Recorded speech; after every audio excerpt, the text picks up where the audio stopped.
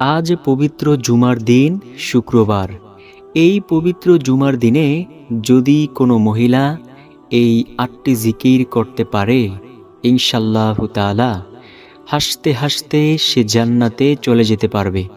প্রিয় দর্শক, জান্নাতে যদি যেতে চান তাহলে এই 8টি জিকির অবশ্যই বেশি বেশি পরিমাণে পাঠ করুন। ইনশাআল্লাহ মৃত্যুর পর জান্নাতে যেতে পারবেন।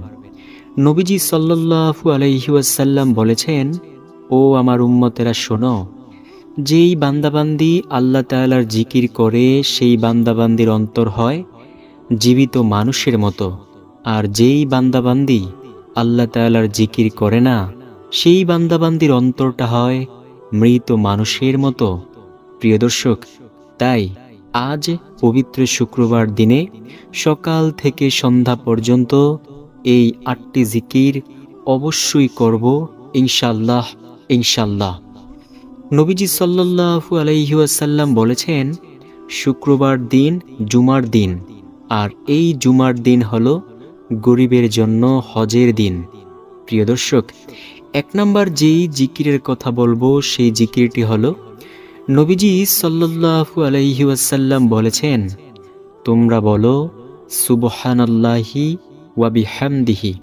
নবীজি বলেন, যদি কোনো ব্যক্তি প্রতিদিন 100 বার বলে সুবহানাল্লাহি ওয়া বিহামদিহি, তার আমলের দাম হাশরের মাঠে সবচেয়ে বেশি হবে। সাহাবায়ে কেরাম প্রশ্ন করলেন, ইয়া রাসূলুল্লাহ সাল্লাল্লাহু আলাইহি ওয়াসাল্লাম, অন্য কারো আমলের দাম কি এর চেয়ে বেশি হবে না? নবীজি বলেন, ওই ব্যক্তির আমলের দাম এর চেয়ে বেশি হবে যে ব্যক্তি সুবহানাল্লাহি ওয়া বিহামদিহি 100 বার থেকেও বেশি পরিমাণে পাঠ করবে। এছাড়াও নবীজি সাল্লাল্লাহু আলাইহি ওয়াসাল্লাম বলেছেন, যদি কোনো ব্যক্তি 100 বার বলতে পারে সুবহানাল্লাহি ওয়া বিহামদিহি, যদিও তার গুনাহের পরিমাণ সমুদ্রের ফেনা রাশির সমতুল্য হয়, আল্লাহ সেই গুনাহগুলোকে অবশ্যই ক্ষমা করে দিবেন। প্রিয় দর্শক, আপনি কি আপনার গুনাহের জন্য চিন্তিত? যদি চিন্তায় পড়ে থাকেন তাহলে বেশি বেশি পরিমাণে সুবহানাল্লাহি ওয়া বিহামদিহি পাঠ করুন। ইনশাআল্লাহ আপনার জীবনের যত রকমের গুনাহ আছে সব গুনাহগুলো আল্লাহ তাআলা ক্ষমা করে দিবেন। প্রিয় দর্শক, জীবনের প্রতিটি সেকেন্ডে সেকেন্ডে গুনাহের কাজ করেই চলছি। এখনো পর্যন্ত আল্লাহ তাআলা আমাদেরকে অনেক অনেক অনেক ভালো রেখেছেন, তাই আমরা বলি আলহামদুলিল্লাহ। 2 নম্বরে যেই জিকিরের কথা বলবো সেই জিকিরটি হলো, নবীজি সাল্লাল্লাহু আলাইহি ওয়াসাল্লাম বলেছেন, ও আমার সাহাবীরা শোনো, তোমরা বলো রদিতু বিল্লাহি রাব্বা ওয়া বিল ইসলামি দীনা ওয়া বিমুহাম্মাদিন সাল্লাল্লাহু আলাইহি ওয়াসাল্লামা নাবিয়্যা ওয়া রাসূলা।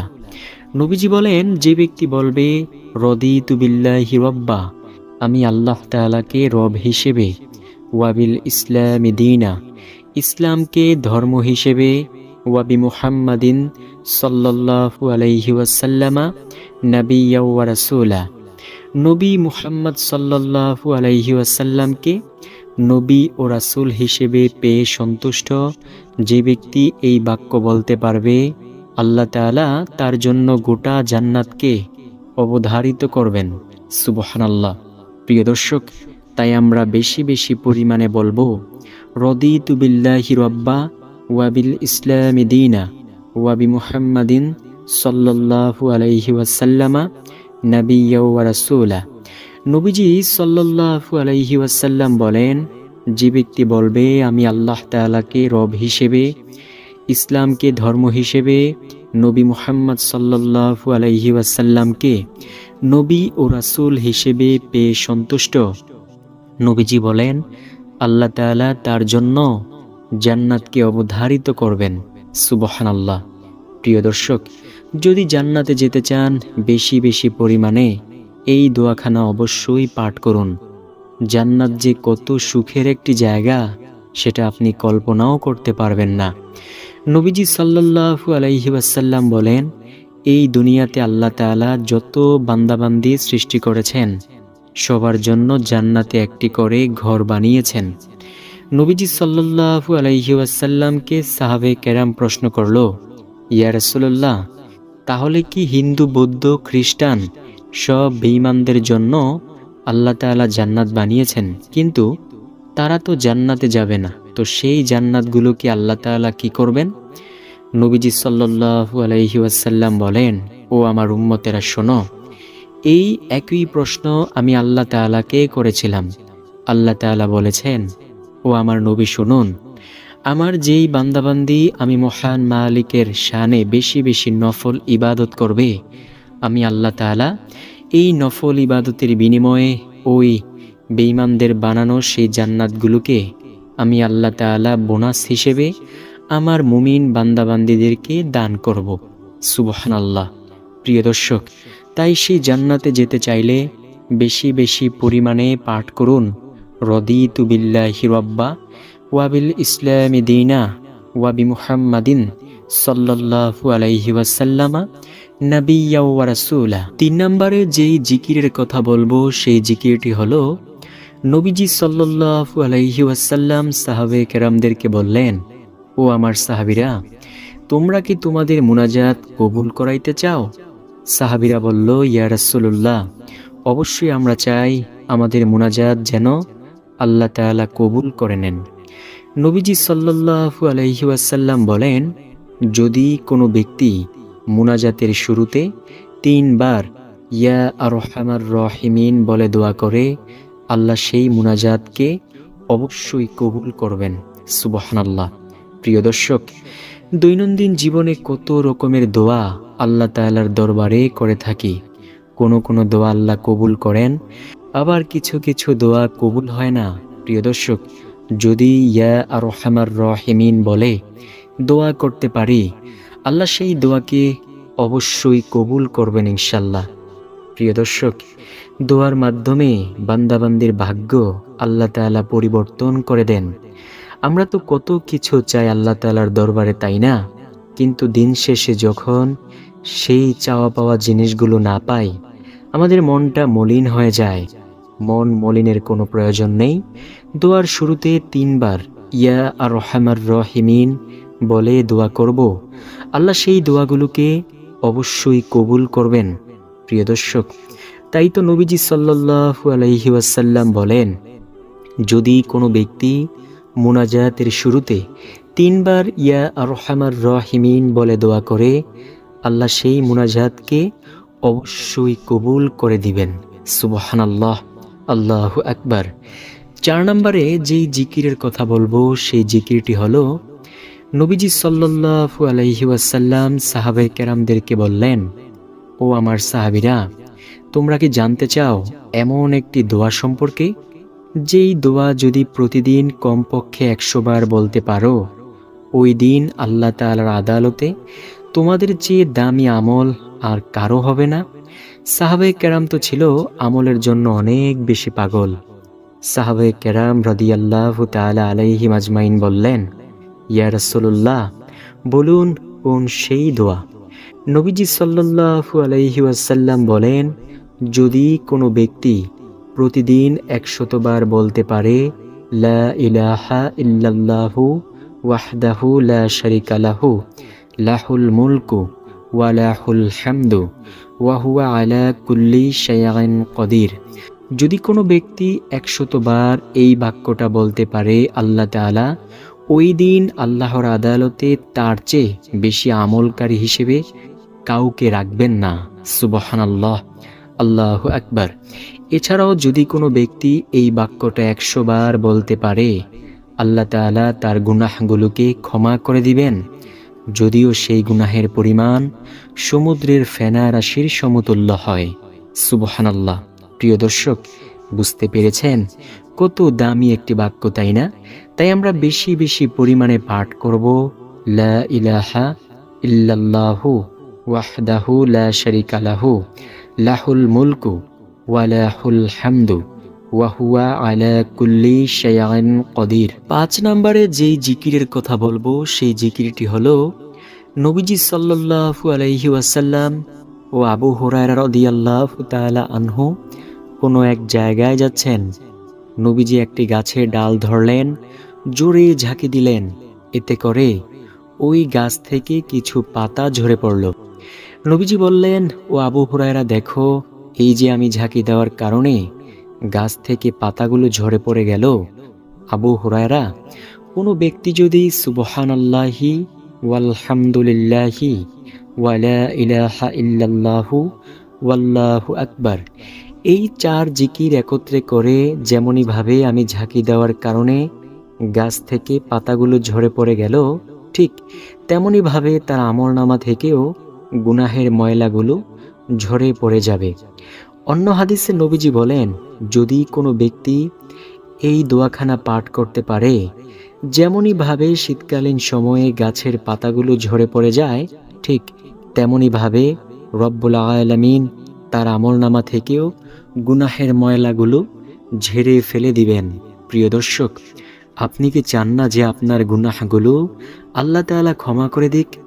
যদি চেয়ে থাকেন তাহলে বেশি বেশি পরিমাণে ফরজ নামাজের পর পাঠ করবেন সুবহানাল্লাহি ওয়ালহামদুলিল্লাহি ওয়ালা ইলাহা ইল্লাল্লাহু ওয়াল্লাহু আকবার। আল্লাহ তাআলা বারবার শুধু গুনাহগুলোকে স্মরণ করিয়ে দেয়, ও আমার বান্দাবান্দি, দেখো, এই গুনাহের কাজগুলো তুমি করেছ। তুমি যদি এই গুনাহ লইয়া কবরে যাও, কোনো উপায় থাকবে না।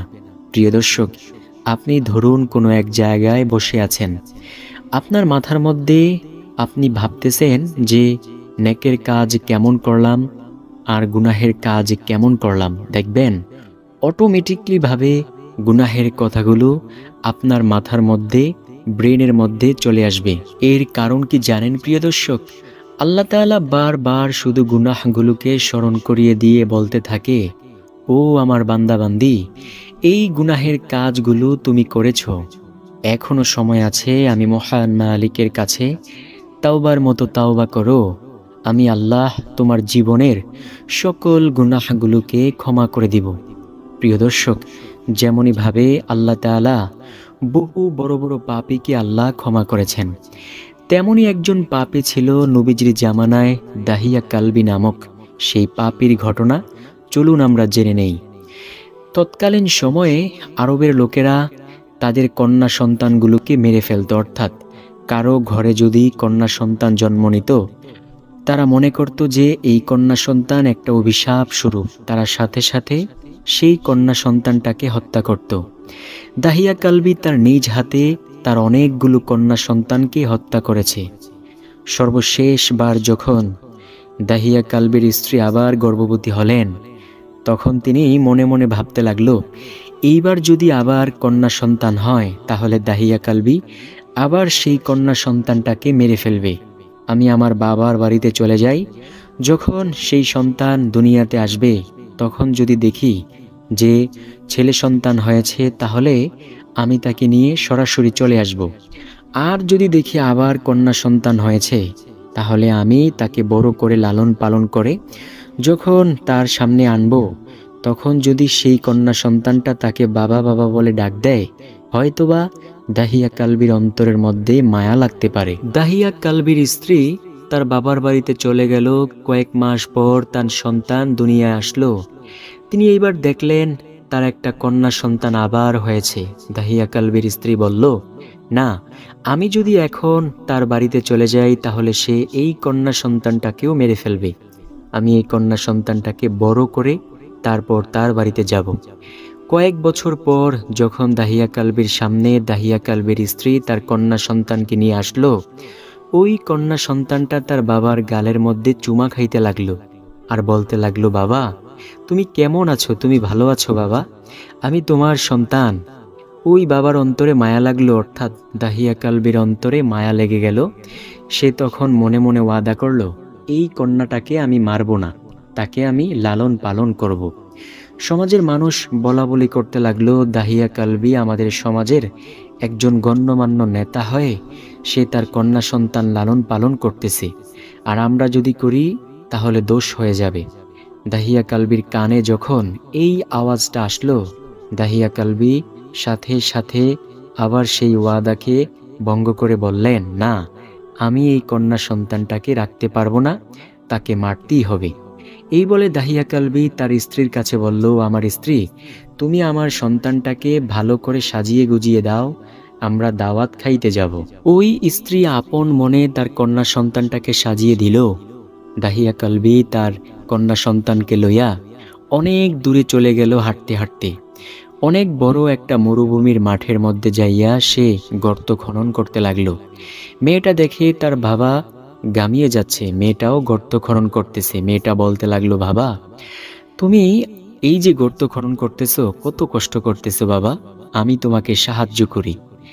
ওই মেয়েটা এই সাহায্য করলো গর্ত খনন করার সময়।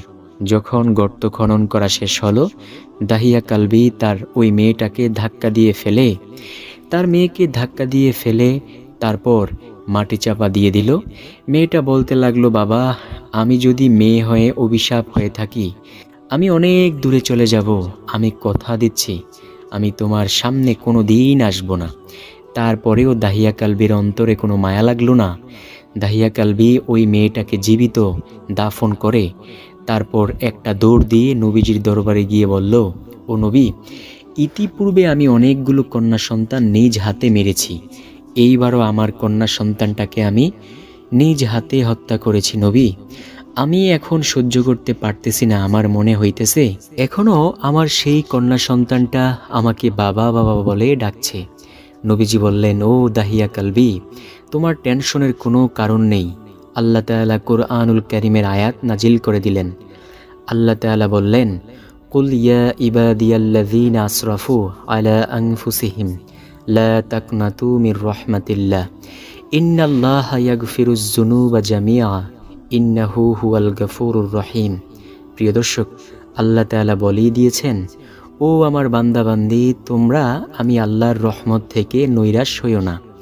নবীজি বলেন, ও দাহিয়া কালবি, আল্লাহর কাছে তাওবা করো, আল্লাহ তোমার জীবনের সকল গুনাহকে ক্ষমা করে দিবেন। দাহিয়া কালবি তাওবার মতো তাওবা করলো, আল্লাহ তাআলা সব গুনাহকে ক্ষমা করে দিলেন। সাথে সাথে আল্লাহ তাআলা জানিয়ে দিলেন, ও নবী, আজকের পর থেকে আপনি আপনার উম্মতদেরকে বলে দিয়েন, কাহারও ঘরে যদি একটা কন্যা সন্তান জন্ম হয়, তাহলে সে একটা জান্নাতের মালিক হলো। যদি দুইটা কন্যা সন্তান জন্ম হয়, দুইটা জান্নাতের মালিক হলো। যদি তিনটা কন্যা সন্তান জন্ম হয়, তিনটা জান্নাতের মালিক হলো। সুবহানাল্লাহ। 6 নম্বরে যেই জিকিরের কথা বলবো, সেই জিকিরটি হলো, নবীজি সাল্লাল্লাহু আলাইহি ওয়াসাল্লাম বলেন, যদি কোনো ব্যক্তি জান্নাতের গুপ্তধন পেতে চায়, সে যেন বলে, লা হাওলা ওয়ালা কুওয়াতা ইল্লা বিল্লাহ। নবীজির সামনে কয়েকজন সাহাবী বসা। নবীজি বললেন, ও আমার সাহাবীরা, আমি কি তোমাদেরকে এমন একটি আমলের সাথে পরিচয় করিয়ে দেব না, যে আমল করলে তোমরা জান্নাতের গুপ্তধনের সন্ধান পেতে পারবা? সাহাবায়ে কেরাম তো ছিল আমলের জন্য অনেক বেশি পাগল। সাহাবায়ে কেরাম বললেন, ইয়া রাসূলুল্লাহ, বলুন কোন সেই আমল? নবীজি বলেন, যদি কোনো ব্যক্তি লা হাওলা ওয়ালা কুওয়াতা ইল্লা বিল্লাহ বলে, সে জান্নাতের গুপ্তধনের সন্ধান পেয়ে যাইবে। সুবহানাল্লাহ। 7 নম্বরে যেই জিকিরের কথা বলবো, সেই জিকিরটি হলো, নবীজি বলেন, কোনো ব্যক্তি যদি ইয়া জাল জালালি ওয়াল ইকরাম বলে দোয়া করে, আল্লাহ সেই দোয়াকে খালি হাতে ফিরাবে না। প্রিয় দর্শক, দৈনন্দিন জীবনে আমরা কত দোয়া করে থাকি আল্লাহ তাআলার আদালতে। দিন শেষে দেখা যায় কিছু কিছু দোয়া কবুল হয়, কিছু কিছু দোয়া কবুল হয় না। নবীজি বলেন, কোনো ব্যক্তি যদি মুনাজাতের মধ্যে 3 বার ইয়া জাল জালালি ওয়াল ইকরাম বলে দোয়া করে, আল্লাহ সেই মুনাজাতকে অবশ্যই কবুল করবেন ইনশাল্লাহ। সর্বশেষ নাম্বার যেই জিকিরের কথা বলবো, সেই জিকিরটি হলো, নবীজি সাল্লাল্লাহু আলাইহি ওয়াসাল্লাম বলেন, ও আমার সাহাবীরা শোনো, তোমরা বলিও, সুবহানাল্লাহি ওয়া বিহামদিহি সুবহানাল্লাহিল আযীম। নবীজি বলেন, এই বাক্যগুলো জিহ্বায় উচ্চারণে সহজ, মিজানের পাল্লায় অনেক বেশি ভারী, দয়াময় রব্বুল আলামিনের নিকট অধিক বেশি প্রিয়। প্রিয় দর্শক, এই বাক্যগুলো অবশ্যই আজ জুমার দিন বেশি বেশি পরিমাণে পাঠ করব ইনশাল্লাহ। আল্লাহ আমাদেরকে সেই তৌফিক দান করুক। আল্লাহ যদি তৌফিক দান করে, দুনিয়াতে সব কিছু সম্ভব।